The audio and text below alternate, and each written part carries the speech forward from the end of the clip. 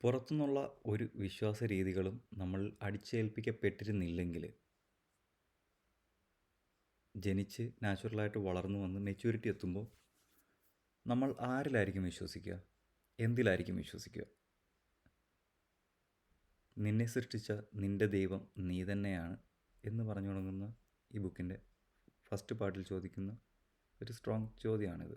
കാരണം നമ്മൾ മനുഷ്യർ കാലങ്ങൾ കൊണ്ട് രൂപപ്പെടുത്തിയെടുത്തിട്ടുള്ള ഒരു ഷേപ്പിലാണ് ഇപ്പോൾ ഉള്ളത്.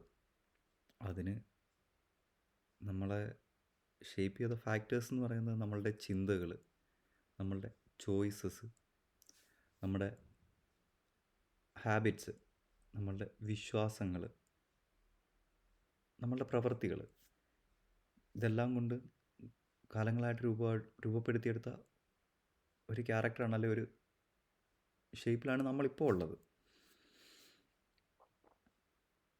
അപ്പം നമ്മുടെ ജീവിതത്തിൻ്റെ പരമാധികാരി എന്ന് പറയുന്നത് നമ്മൾ തന്നെയാണ്. ഇതിപ്പം നമുക്ക് പല തരത്തിലുള്ള ഇൻഫ്ലുവൻസ് ഉണ്ടായിട്ടുണ്ട് ലൈഫിൽ. ഫാമിലിയിൽ നിന്ന്, സമൂഹത്തിൽ നിന്ന്, എല്ലായിടത്തു നിന്നും. കാര്യം ഫ്രീ ആയിട്ട് ഒരു ചോയ്സ് എടുക്കാനുള്ള, നമ്മൾ ഫ്രീ ആയിട്ട് ജീവിക്കേണ്ട ആൾക്കാരാണ്. പക്ഷേ ഫ്രീ ആയിട്ട് ജീവിക്കാനുള്ളൊരു പേഴ്സണൽ സ്പേസോ ഫ്രീഡമോ പലപ്പോഴും മിക്ക ആൾക്കാർക്കും, മെജോറിറ്റി ആൾക്കാർക്കും കിട്ടാറില്ല.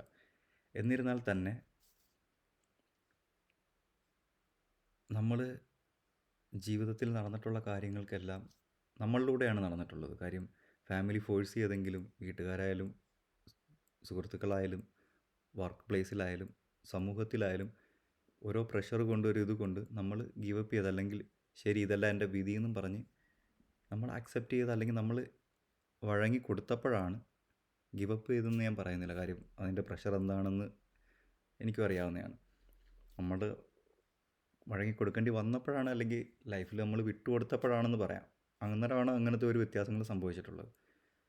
ഈ സാഹചര്യങ്ങളൊക്കെ ഉള്ളപ്പോൾ തന്നെ ഒരു സ്ഥലത്തിലെങ്കിലും, ചെറുതായിക്കോട്ടെ വലുതായിക്കോട്ടെ, നമ്മൾ നമ്മളുടെ സ്റ്റാൻഡിൽ നിന്ന് നമുക്ക് വേണ്ടി ഒരു കാര്യം ചെയ്തപ്പോൾ അതിനകത്തുള്ള ഒരു ആത്മനിർവൃതി അല്ലെങ്കിൽ ഒരു സന്തോഷം നമ്മളും അനുഭവിച്ചിട്ടുണ്ട്, ഒരു ചെറിയ കാര്യമായപ്പോലും. അപ്പം ലൈഫിൽ നടന്നതിന് എല്ലാം, ലൈഫിൽ എൻ്റെ ജീവിതത്തിൽ നടന്നതിനെല്ലാം ഉത്തരവാദി ഞാൻ തന്നെയാണ്, അല്ലെ എൻ്റെ ജീവിതത്തിൻ്റെ പരമാധികാരി ഞാൻ തന്നെയാണ് എന്ന് പൂർണ്ണമായിട്ട് ഞാൻ ഏറ്റെടുക്കുന്ന സമയത്ത്, അല്ലെങ്കിൽ ഞാൻ മനസ്സിലാക്കുന്ന സമയത്ത്, നമ്മൾ മനസ്സിലാക്കുന്ന സമയത്ത് ഇതെല്ലാം എൻ്റെ വിധി, അല്ലെങ്കിൽ സമൂഹം, ഫാമിലി, അല്ലെങ്കിൽ സിസ്റ്റം എന്നെ ഇങ്ങനെ ആക്കി, അല്ലെ എന്നെക്കൊണ്ട് ഇത്രേ പറ്റൂ, അല്ലെങ്കിൽ എനിക്കത് കഴിയുമെന്ന് തോന്നുന്നില്ല എന്നൊക്കെ പറഞ്ഞ് നമ്മൾ ഇതെല്ലാം എൻ്റെ വിധി എന്നൊക്കെ പറഞ്ഞ് നമ്മൾ ഒഴിവാക്കിയ, അല്ലെങ്കിൽ വെച്ചൊഴിഞ്ഞ കാര്യങ്ങൾ,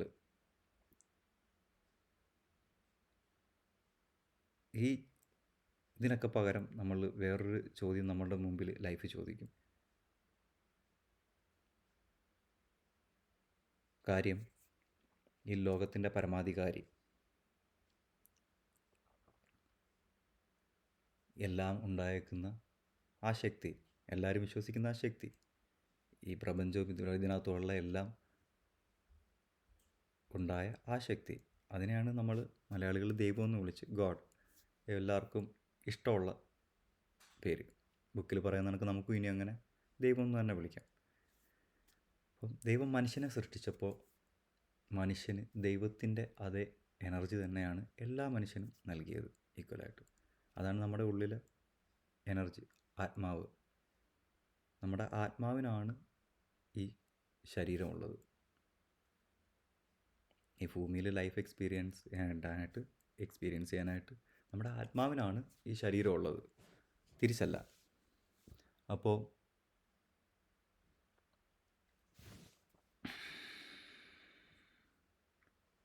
നമ്മുടെ ഉള്ളിലുള്ള ആത്മാവെന്ന് പറയുന്നത് ഈ ഭൂലോകം തന്നെ സൃഷ്ടിച്ച് നമ്മൾ വിശ്വസിക്കുന്ന ആ ശക്തിയുടെ, ദൈവത്തിൻ്റെ അതേ എനർജി തന്നെയാണ്. അത്രയും പവർഫുള്ളായിട്ടുള്ള ആൾക്കാരാണ് നമ്മൾ.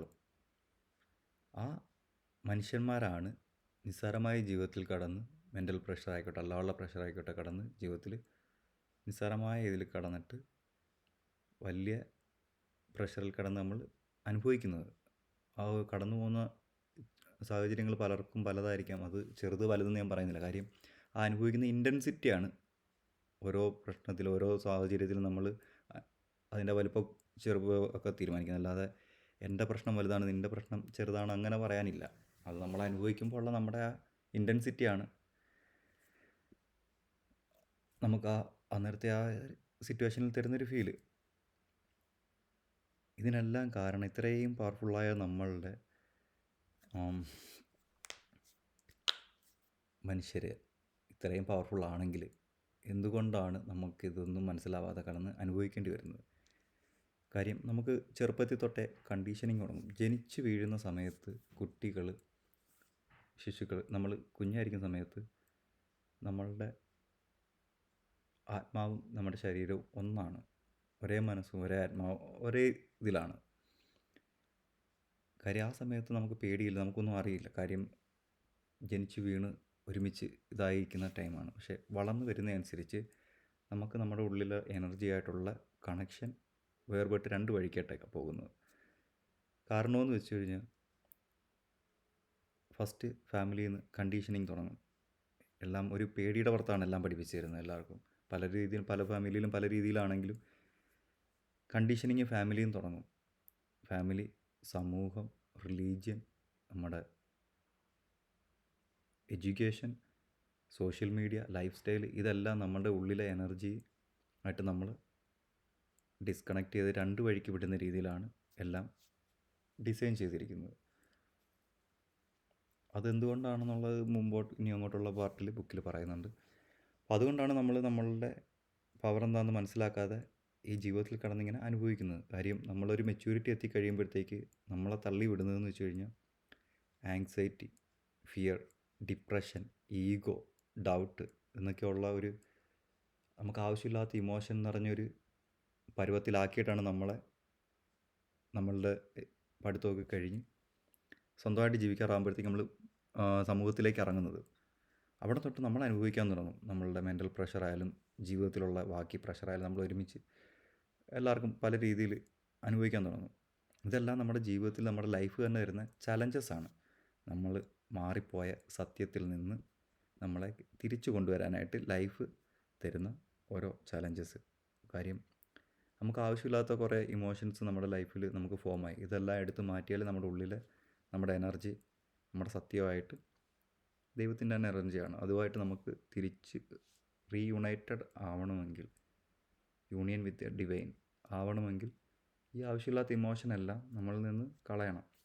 അതിന് ലൈഫ് നമുക്ക് തരുന്ന ടെസ്റ്റുകളാണ് നമുക്ക് മെൻ്റലി തരുന്ന ഓരോ ഇത്. ഈ ഓരോ പ്രശ്നങ്ങൾക്കപ്പുറം ഓരോ ഉത്തരവുണ്ട്. അത് നമുക്ക് മനസ്സിലാകാതെ പോകുമ്പോഴാണ് സെയിം പ്രശ്നങ്ങൾ കടന്ന് സെയിം ലൂപ്പിൽ കടന്ന് നമ്മൾ സഫർ ചെയ്തുകൊണ്ടിരിക്കുന്നത്. അപ്പോൾ എൻ്റെ ജീവിതത്തിൻ്റെ പരമാധികാരി ഞാനാണ് എന്ന് ഞാൻ മനസ്സിലാക്കുന്ന സമയത്ത് എൻ്റെ വിധി എന്ന് പറഞ്ഞ് ഞാനെല്ലാം അക്സെപ്റ്റ് ചെയ്തതിന് പകരം വേറൊരു ചോദ്യം നമ്മുടെ മുമ്പിൽ വരും. What am I doing with what I was given? എനിക്ക് നൽകപ്പെട്ടത് വെച്ച് ഞാൻ എന്താണ് ചെയ്യുന്നത്? കാര്യം ഈ പ്രപഞ്ചം തന്നെ ഉണ്ടായ അതേ എനർജിയാണ് എൻ്റെ ഉള്ളിലുള്ളത്.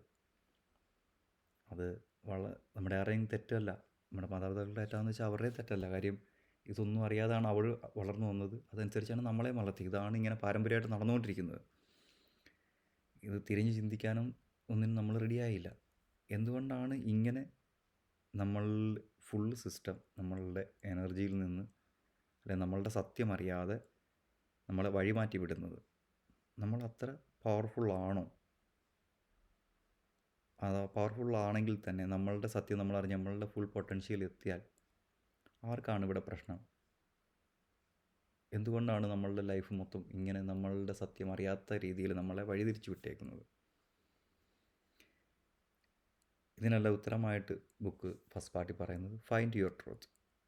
കാര്യം നമ്മളുടെ ഉള്ളിലെ സത്യം കണ്ടെത്തുമ്പോൾ ഓരോരുത്തർക്കും വേണ്ടുന്ന ജീവിതത്തിൽ ഇതുവരെ ഉണ്ടായിട്ടുള്ള വേണ്ടുന്ന ഉത്തരങ്ങളെല്ലാം അവിടെയുണ്ട് എന്ന് പറഞ്ഞുകൊണ്ടാണ് ബുക്കിലെ ഫസ്റ്റ് പാർട്ട് തുടങ്ങുന്നത്.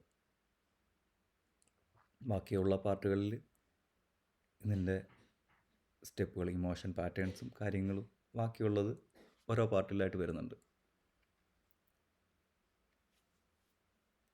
അപ്പോൾ ഫൈൻഡ് യുവർ ട്രൂത്ത്, നിങ്ങളുടെ സത്യം നിങ്ങളുടെ രീതിയിൽ കണ്ടെത്തുക എല്ലാവരും.